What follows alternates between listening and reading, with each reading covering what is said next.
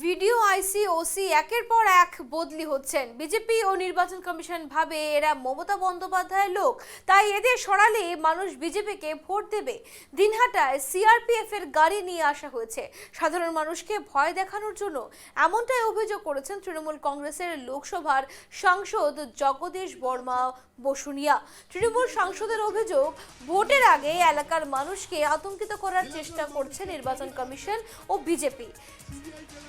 সিতাই বিধানসভার দলের প্রার্থী সঙ্গীতা রায়ের হয়ে ভোট প্রচারে এমন ভাবে নির্বাচন কমিশন ও বিজেপির বিরুদ্ধে ক্ষোভ প্রকাশ করতে দেখা গেল তৃণমূল কংগ্রেসের সাংসদকে। ভিডিও আইসি ওসি একের পর এক বদলে ভোটের আগে মানুষকে আতঙ্কিত করার চেষ্টা নির্বাচন কমিশনের। প্রচারে এসে অভিযোগ করলেন তৃণমূল সাংসদ।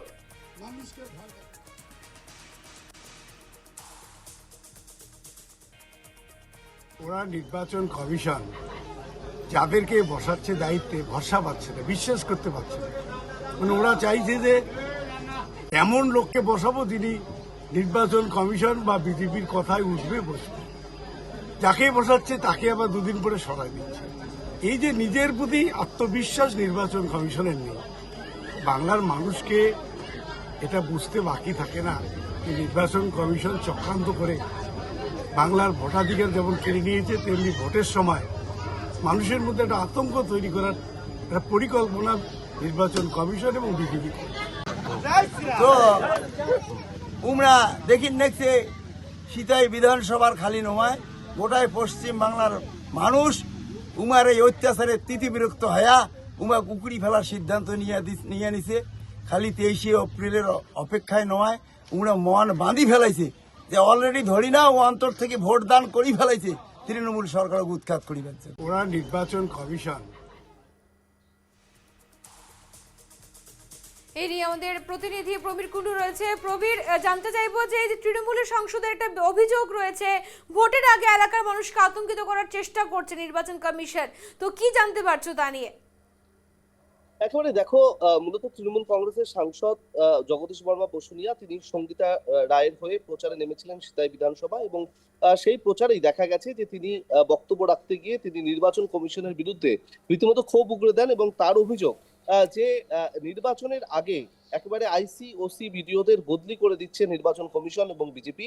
কারণ তারা মনে করছে যে এই বিডিও এবং প্রশাসনের এই একাংশ তারা তৃণমূল কংগ্রেসে বা মুখ্যমন্ত্রী মমতা বন্দ্যোপাধ্যায়ের হয়ে কাজ করেন, এবং এদের বদলি করে দিলেই নির্বাচনে জয় সম্ভব হবে বিজেপির, এবং সেই কারণেই এই আচমকা নির্বাচনের আগে এই বদলি হচ্ছে, এমনটাই অভিযোগ করেছেন তৃণমূল কংগ্রেসের কোচবিহার লোকসভার সাংসদ জগদীশ বর্মা বসুনিয়া। এবং তিনি আরো অভিযোগ করেছেন যে এই যে দিনহাটায় বিশেষ করে যে দেখা গেছে যে বুলেট প্রুফ গাড়ি, সম্প্রতি যে ছবি ছড়িয়ে পড়েছে সোশ্যাল মিডিয়াতে, সেই বুলেট প্রুফ গাড়িও এসেছে মূলত সাধারণ ভোটারদের ভয় দেখানোর জন্য।